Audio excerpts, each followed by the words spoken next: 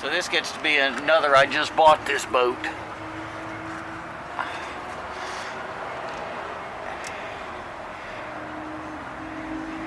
And once again, you could see the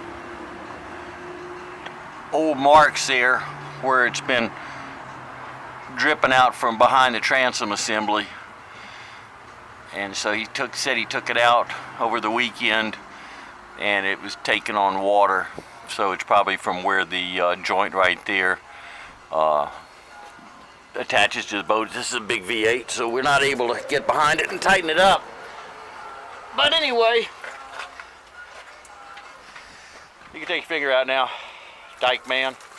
So, his automatic bilge pump works. So that's the main thing. So, takes on enough water from the leak at the transom.